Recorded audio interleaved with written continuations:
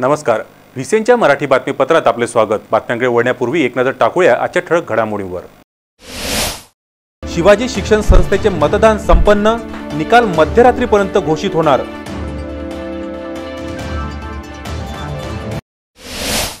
मुद्रांक विक्रेत्यांच्या आंदोलनाला पूर्णविराम.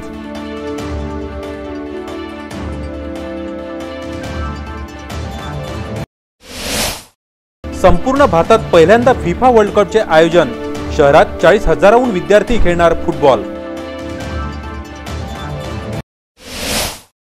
स्वच्छ भारत अभियानाची शहरात सुरुवात, मनपा आयुक्त करणार शुभारंभ.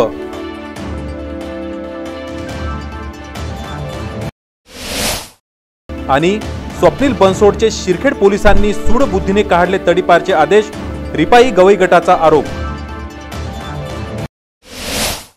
ठळक घडामोडीनंतर वळूया सविस्तर वृत्ताकडे. स्वच्छ भारत अभियानांतर्गत संपूर्ण शहराला स्वच्छतेचा संदेश देत मनपा आयुक्त हेमंत पवार यांनी व्हीसीएनला अधिक माहिती दिली.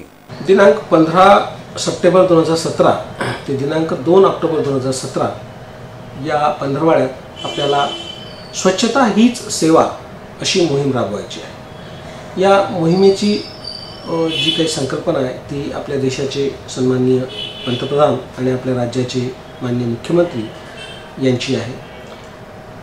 ही केवळ एक औपचारिकता असू नये अशी आमची सगळ्यांची इच्छा आहे. या संपूर्ण पंधरवड्यामध्ये आपल्याला आपला परिसर, आपलं घर हे स्वच्छ ठेवण्यासोबतच आपलं शहर स्वच्छ करण्याकडे आपल्याला एक विशेष भर द्यायचा आहे.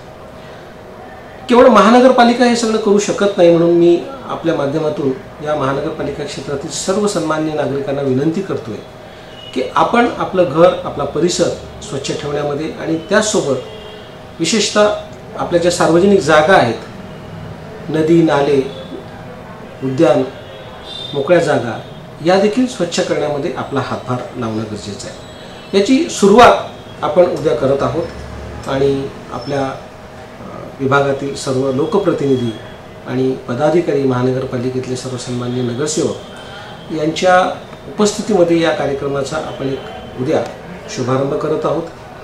रोज या अनुषंगानं आम्ही संपूर्ण कारवाई करणार आहोत. या संदर्भात काल आमची एक प्रदीर्घ अशी बैठक झाली आणि त्या बैठकीमध्ये याचं एक संपूर्ण नियोजन करण्यात आलेलं आहे. उद्यापासून 2 ऑक्टोबरपर्यंत दररोज कुठले कार्यक्रम घ्यायचे आहेत याचं देखील संपूर्ण नियोजन आम्ही पक्क केलेलं आहे. नागरिकांनी याच्यामध्ये मोठ्या प्रमाणावरती सहभागी व्हावं अशी माझी आपल्या सगळ्यांना प्रार्थना आहे. स्वच्छतेसोबतच आपल्याला कचऱ्याचं जे विलगीकरण आहे, ओला कचरा आणि सुका कचरा वेगवेगळं करणं, याच्यावर देखील भर द्यायचा आहे. नागरिकांनी किमान 2 डस्टबिन आपल्याकडे ठेवणं गरजेचं आहे, ज्यामध्ये ओला आणि सुका कचरा वेगवेगळा ठेवणं आणि महानगरपालिकेच्या ज्या काही घंटी कटला जे आहेत ते जे येतात त्यांना 2 याच्यामध्ये वेगवेगळा कचरा उपलब्ध करून देणं ही एक बाब आहे. याशिवाय माझी नागरिकांना विनंती आहे की सार्वजनिक ठिकाणी स्वच्छता ठेवणं, शौचालयाचा वापर करणं, मूत्रीघराचा वापर करणं, या गोष्टी आपण केल्या पाहिजेत. नदी आणि नाले आणि आपल्या ज्या घराबाजूच्या ज्या नाल्या असतात त्या नाल्यांमध्ये कचरा किंवा पॉलिथिन न टाकणं, पॉलिथिनचा वापर टाळणं, या संपूर्ण गोष्टी आपल्याला करायच्या आहेत. पर्यावरणाला पूरक असलेल्या बाबी आपण करणं अपेक्षित आहे. धूळ आणि पाण्याचा अपव्यय इत्यादी गोष्टी आपण टाळल्या पाहिजेत. हा जो पंधरवडा आहे हा पंधरवडा न राहता आपल्याला स्वच्छ सर्वेक्षण 2018च्या दृष्टीने आपलं शहर हे देशामध्ये पहिल्या 100मध्ये कसं येईल या पद्धतीनं आपल्याला एक नियोजन करण्यामध्ये नागरिकांचा सहभाग फार मोठ्या प्रमाणावरती आपल्याला अपेक्षित आहे. आणि आपल्या माध्यमातून मी आपल्या सगळ्यांना ही विनंती करतोय, आवाहन करतोय आणि मला खात्री आहे की अमरावतीकर या सगळ्या आवाहनाला निश्चितपणे प्रतिसाद देतील. 14 सप्टेंबर हिंदी दिनाचे औचित्याने अमरावती शहरात भव्य मोटरसायकल रॅली काढण्यात आली. सायंकाळी 4:30 वाजता बालाजी प्लॉट येथून रॅली काढण्यात आली असून ही मोटरसायकल रॅली शहरातील अनेक मार्गांवरून चौकातून निघाली. या रॅलीचे समापन स्थानिक राजकमल चौकात करण्यात आले. या संदर्भात मान्यवरांनी अधिक माहिती दिली. हम सब हिंदी भाषिक और सभी जो हिंदी महासंघ वाले हैं उन्होंने यही सोचा था कि हिंदी दिवस मनाया जाए। तो सभी कार्यकर्ताओं का मैं दिल से अभिनंदन करता हूं कि उन्होंने बहुत अच्छी तरह से इस हिंदी महासंघ का हिंदी दिवस मनाया गया है। रैली निकालने का एक ही मकसद था, आज हिंदी दिवस के उपलक्ष्य में सभी हिंदू बहन भाइयों को एकत्रित करने का और साथ में मिल के एकता के साथ, पूरी एकता के साथ हिंदी दिवस मनाने का, यही एक उद्देश्य था, क्योंकि हमारे देश की राष्ट्रभाषा हिंदी है। आज इस हिंदी दिवस की जो रैली निकाली गई उसमें शामिल हुए हिंदुस्तान प्यारा भारत देश महान है, लेकिन आज इंग्लिश के चक्कर में हमारे हिंदी का जो अस्तित्व है वो लगभग ख़त्म हो जा रहा है। स्कूलों में जो पढ़ाया भी जा रहा है हिंदी को नेगलेक्ट किया जा रहा है। तो इस हमारे हिंदी के अस्तित्व को बचाने के लिए हमने इस रैली का आयोजन किया हुआ था। हिंदी दिवस ये 14 सितंबर को हिंदी दिवस के रूप में मनाया जाता है और अमरावती शहर में इस नवचेतना रैली के माध्यम से, हिंदी महासंघ के माध्यम से पहली बार ये रैली का आयोजन किया गया और इस सफल आयोजन में कड़ी मेहनत करनी पड़ी। सभी लोगों ने बहुत दिन रात मेहनत करके शिवाजी शिक्षण संस्थेची कार्यकारिणीचे मतदान संपन्न झालेत। गरमागरम वातावरणात शांततेत मतदान पार पडले। आता मतमोजणीकडे सर्वांचेच लक्ष लागले आहे। कोण बाजी मारणार व अध्यक्षपदाची माळ कुणाच्या गळ्यात पडणार याकडे सर्वांचे लक्ष आहे। शिवाजी शिक्षण संस्थेची कार्यकारिणीचे मतदान संपन्न झाले। गेल्या अनेक दिवसांपासून प्रचाराची धुमाळी सुरू होती। प्रत्येक पॅनेलचे एकमेकांवर चिखलफेक करणं सुरूच होतं। प्रत्येक उमेदवार आपल्या विजयाचं भाकीत करत होता व विरोधकांवर हल्ला प्रतिहल्ला करत होता।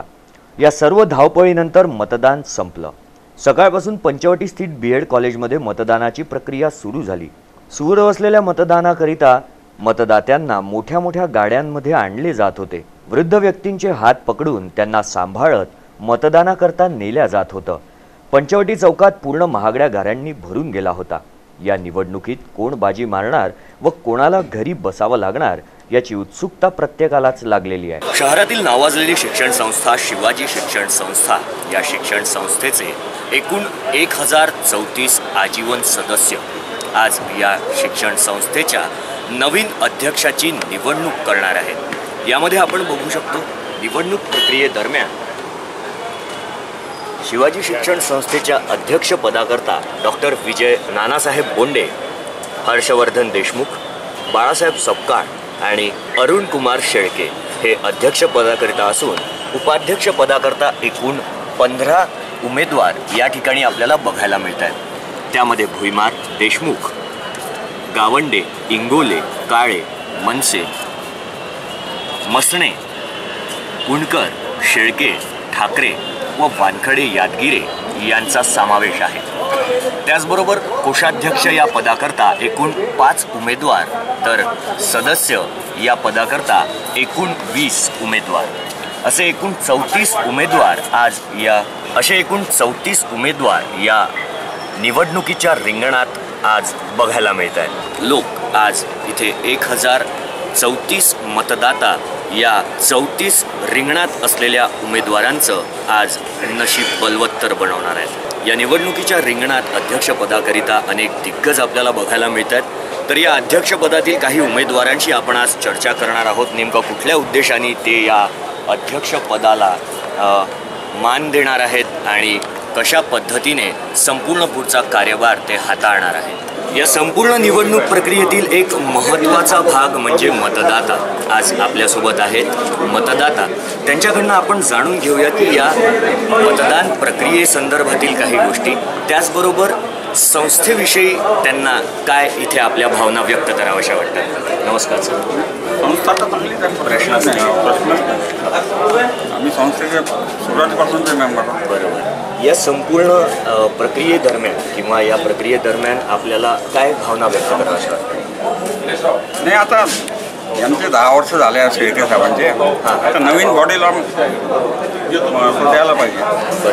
येत्या 15 सप्टेंबरला फुटबॉल 1 मिलेनियम मिशनमध्ये जिल्हाभर एकाच वेळी 40,000 खेळाडू खेळणार आहेत। भारतात पहिल्यांदाच होणाऱ्या फिफा वर्ल्ड कप स्पर्धेच्या प्रोत्साहनासाठी व मुलांमध्ये फुटबॉलची आवड निर्माण होण्यासाठी या कार्यक्रमाचे आयोजन करण्यात आले आहे। यामध्ये 628 शाळांनी सहभाग घेतलेला आहे। ऑल इंडिया फुटबॉल फेडरेशन व फेडरेशन इंटरनॅशनल फुटबॉल असोसिएशनच्या संयुक्त विद्यमानाने येत्या 6 ते 24 ऑक्टोबर दरम्यान देशात 17 वर्षाखालील फिफा वर्ल्ड कप स्पर्धेचे आयोजन करण्यात आले आहे। मुलांना खेळाची आवड निर्माण व्हावी तसेच शारीरिकदृष्ट्या मुलांमध्ये सुदृढता यावी, भारतातील युवा निरोगी व्हावा याकरिता फुटबॉल वर्ल्ड कपचे आयोजन करण्यात आले आहे। फिफा वर्ल्ड कपचे आयोजन भारतात पहिल्यांदाच एवढ्या मोठ्या प्रमाणात होत आहे, म्हणूनच संपूर्ण भारतातून या आयोजनाला भरपूर प्रतिसाद मिळत आहे। या अनुषंगाने अमरावतीतही 15 सप्टेंबर रोजी सकाळी 8 ते 11 या कालावधीत जिल्ह्यात फुटबॉलच्या प्रचार व प्रसारासाठी फुटबॉल 1 मिलेनियम मिशन राबविण्यात येणार आहे। यामध्ये जिल्ह्यातील 619 शाळांपैकी 638 शाळांनी नोंदणी केली आहे व 40,000 खेळाडू विद्यार्थी एकाच वेळी फुटबॉल खेळणार आहे, अशी माहिती जिल्हा क्रीडा अधिकारी गणेश जाधव यांनी व्हीसी न्यूजला दिली। भारतामध्ये पहिल्यांदा 17 वर्ष वयोगटातील फिफा वर्ल्ड कप स्पर्धेचं आयोजन होत आहे, ही आपल्या देशाकरता अतिशय गर्वाची बाब आहे। त्या दृष्टीने उद्या पूर्ण भारतभर 1,10,00,000 खेळाडू फुटबॉल खेळतील। त्याकरता भारत आणि महाराष्ट्रामधले सगळे मैदान सज्ज झालेले आहे। महाराष्ट्रामध्ये 10,00,000 विद्यार्थी विविध मैदानावर खेळणार आहे। विविध विभागातले विद्यार्थी खेळणार आहे। याच्या मागचा उद्देश असा आहे की खेळाचा प्रचार व्हावा आणि पुन्हा खेळाला चांगले दिवस आहे, या दृष्टिकोनातून हे आयोजन केलं गेलेलं आहे। अमरावती जिल्हा आणि अमरावती शहरामध्ये सुद्धा मोठ्या प्रमाणात फुटबॉल स्पर्धेचं आयोजन फिफा वर्ल्ड कपच्या निमित्ताने केलं गेलेलं आहे। अमरावती शहरामध्ये आज शहरामध्ये असणारे 14 क्लब आणि जवळपास शहरामधले 72 मैदानावर ह्या स्पर्धा खेळल्या जाणार आहेत। आणि मला खूप अभिमान आहे या गोष्टीची की आपल्याकडे आपल्या भारतात अंडर-17 वर्ल्ड कप होत आहे। कोच या नात्याने, फुटबॉल कोच या नात्याने मला खूप आनंद होत आहे की शासनाने भारताने जे उपक्रम सुरू केलेला आहे त्यातून निश्चितच आपल्या फुटबॉलचा आणि इतर खेळांचा पण विकास होईल ही मी अपेक्षा करतो। आणि हे उपक्रम चालू असताना जे काही मुलं इथे आज खेळणार आहे 15 तारखेला सकाळी, ते अंडर-17 वर्ल्ड कपच्या मुलांसाठी शुभेच्छा हा दृष्टिकोन ठेवलेला आहे। या मैदानावर 14 लहान मैदान केलेले आहे, जेणेकरून जास्तीत जास्त मुलं तिथं फुटबॉल या खेळाचा प्रॅक्टिस करणार आणि त्यानुसार शुभेच्छेचा एक उपक्रम राबवणार। बातमीपत्रात वेळ झाल्या विश्रांतीची, कुठेही जाऊ नका, बघत राहा व्हीसी न्यूज।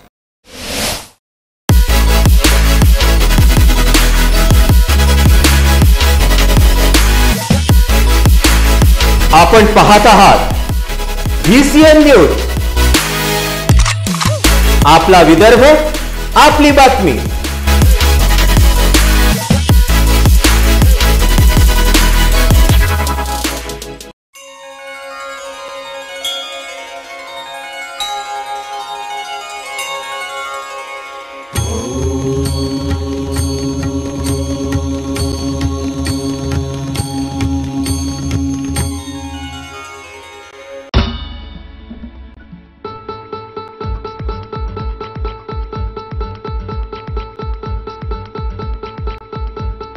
घरची शान, घरचा मान, घराकडे तिचे सर्व ध्यान। कोण आहे ती, अहो हो कोण आहे ती, गृहलक्ष्मी, गृहलक्ष्मी।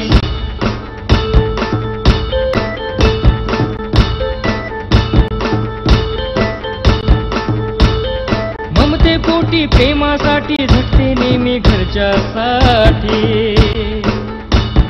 अहो पण काय केलं तिच्यासाठी, म्हणूनच तर घेऊन आलोय गृहलक्ष्मी, आनंद एका स्त्रीचा। अगं बाई, गृहलक्ष्मी, विदर्भाची गृहलक्ष्मी दिनांक 15 ऑगस्ट पासून आपल्या घरी। GTPL सेट टॉप बॉक्स मध्ये VCN news channel number 72, UCN set top box मध्ये चॅनल नंबर 81 वर रोज रात्री 8 वाजता व पुन्हा प्रक्षेपण रोज सकाळी 8 वाजता। पाहत रहा गृहलक्ष्मी, विदर्भामधील खवयगिरींचा एकमेव कुकिंग शो।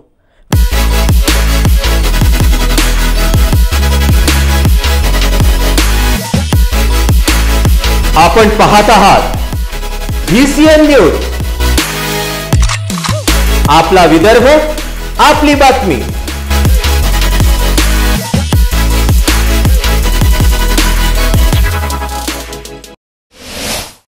विश्रांतीनंतर पुन्हा आपले स्वागत। आता बघूया उर्वरित घडामोडी। अडगाव रहिवासी स्वप्नील बनसोड याच्यावर कुठलाही गुन्हा नसताना शिरखेड पोलीस स्टेशनने तडीपाराचा आदेश काढले आहेत।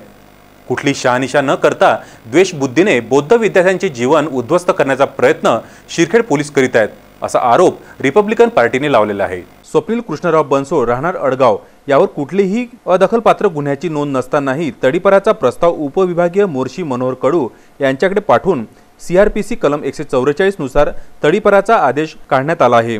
शिरखेड पोलीस स्टेशनचे ठाणेदार नितीन चव्हाण यांनी कोणतीही शहानिशा न करता द्वेषबुद्धीने बौद्ध विद्यार्थ्यांचे जीवन उद्ध्वस्त करण्याचा प्रयत्न करून संबंधिताला गावगुंड ठरवून भारतीय राज्यघटनेचे कलम 21 नुसार जीवन जगण्याच्या अधिकारावर अंकुश लावून त्यावर तडीपार करण्याचा छडा लावला। परंतु स्वप्नीलचं कृष्णराव बनसोड राहणार अडगाव तालुका मोर्शी यावर कोणताही गुन्हा नाही, तरीही तडीपाराचा आदेश काढण्यात आला आहे। असे चुकीचे आदेश पोलीस स्टेशन अंतर्गत अनेक विद्यार्थ्यांवर केले आहे। त्यामुळे यामधील अधिकाऱ्यांना निलंबित करण्याची मागणी रिपाईने धडक मोर्चाद्वारे केली। सदरहून निवेदन जिल्हाधिकाऱ्यांना देण्यात आले।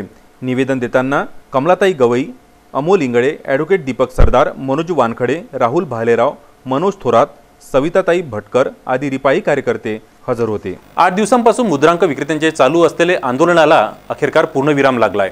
मुद्रांक विक्रेत्यांच्या मागणीबाबत चर्चा करून काम बंद आंदोलन मागे घेण्यासाठी मुद्रांक उपनिरीक्षक मोहन जोशी यांनी विनंती केली होती। लिखित आश्वासनाशिवाय काम बंद आंदोलन मागे घेणार नाही असे आंदोलनाद्वारे सांगण्यात आले। शासनाच्या 500 रुपयाच्या वरील स्टॅम्पची ऑनलाईन विक्री करत मुद्रांक विक्रेत्याला 500 रुपयावरील स्टॅम्प प्रदान करणे बंद झाले होते। त्यामुळे स्टॅम्प विक्रेत्यांचा व्यवसाय हा ठप्प झाला होता। या विरोधात गेल्या 8 दिवसांपासून काम बंद आंदोलन मुद्रांक विक्रेत्यांमार्फत करण्यात आले। काम बंद आंदोलनामुळे शासनाच्या 40 लाख रुपयाचा दर दिवसाचा महसूल बुडालाय। यानुसार 8 दिवसात शासनाला 3 करोड रुपये महसुलाचं नुकसान झालंय। यावर मोहन जोशी यांनी लिखित आश्वासनामध्ये म्हटलंय की जिल्ह्यातील मुद्रांक विक्रेत्यांनी आपल्या मागणीवर केलेले काम बंद आंदोलन दरम्यान सकारात्मक चर्चा झाली असून त्या संवेदनशील आहेत। आंदोलकांच्या मागण्या मंजूर व्हाव्या आणि घटनात्मक बाबींसाठी कार्यालयामार्फत शासन स्तरावर सकारात्मक प्रस्ताव सादर करण्यात यावे। या मागण्या मान्य करण्यासाठी पूर्ण प्रयत्न करण्यात येईल अशी लिखित आश्वासन देऊन आंदोलन मागे घेण्याची विनंती केली गेली। या विनंतीला मान देऊन आंदोलकांनी आपले आंदोलन मागे घेतले। या आंदोलनामध्ये जयवंत देशमुख, नितीन मिराणी, परमेश्वर वानखडे, राजेश शर्मा, संजय देशमुख, सुरेंद्र देशमुख, विजय मुंदडा, अजय गुले, विनोद सावरकर, पंकज कडू, गिरधर मुंदडा, रघुपती वैद्य, शालिग्राम गुप्ता, संजय मेश्राम हे यावेळी उपस्थित होते।